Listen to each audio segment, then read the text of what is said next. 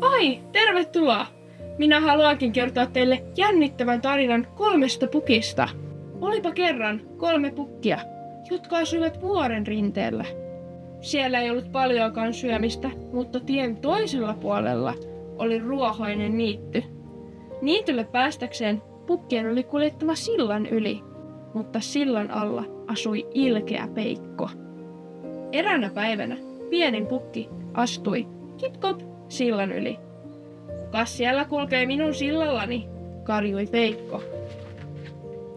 Minä vain, pienin pukki, vastasi pukki lempeällä äänellä. Ahaa, minäpä tulen ylös ja syön sinut, sanoi Peikko. Älä syö minua, huusi pienin pukki.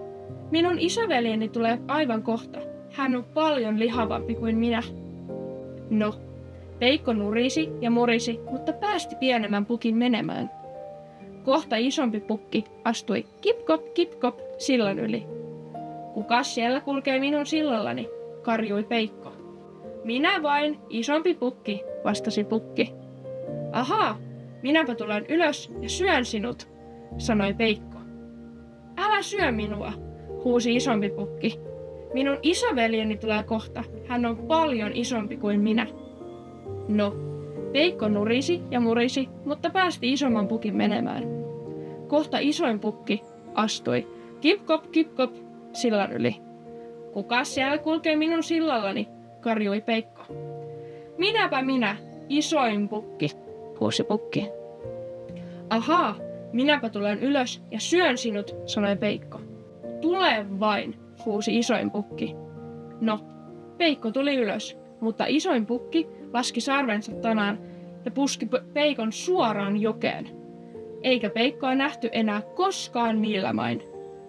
Sitten isoin pukki meni toisten pukkien luo niitylle.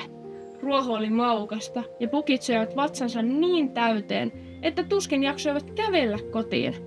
Sen pituinen se. Mutta oliko se vähän lyhyt? Minä tiedänkin yhden tarinan erästä kanasta. Olipa kerran porsas ja ankka ja kissa ja kirjavakana, jotka kaikki asuivat samassa pikkutuvassa. Porsas ei tahtonut koskaan tehdä muuta kuin rypeä mutaisessa rapakossa. Ankka tahtoi uida pikkulammikossaan ja kissa tahtoi vain istua auringonpaisteessa ja pestä itseään punaisella kielellään.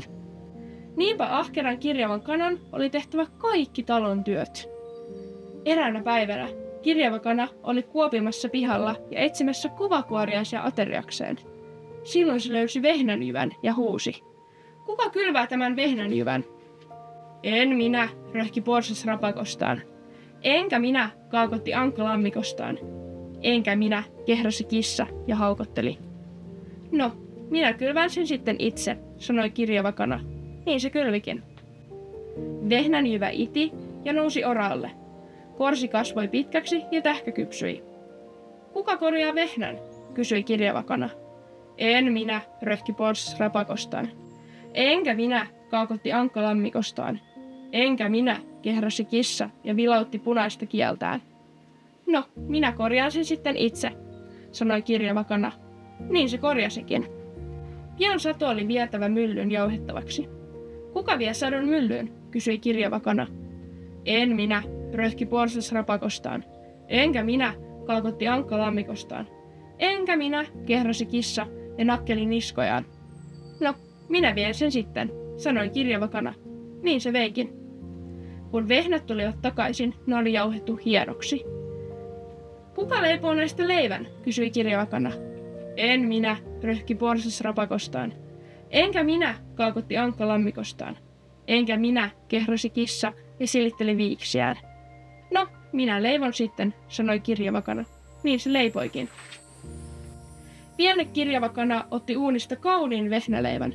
Kuka syö tämän leivän? Se kysyi. Minä syön, röhki porsas ja ryömi rapakostaan. Minäpäs, kaakotti ankka ja taapersi lammikostaan. Minäpäs, kehräsi kissa ja nuolaisi viimeisen kerran käpäliään. Ettekä syö, sanoi kirjava kana. Minä löysin vehnänjyvän, kylvin sen ja korjasin sadon. Minä vein jyvät myllyyn ja leivoin leivän. Nyt minä syön sen. Niin se sitten söikin. Olipas se kyynikana. Kiitos kun katsoit.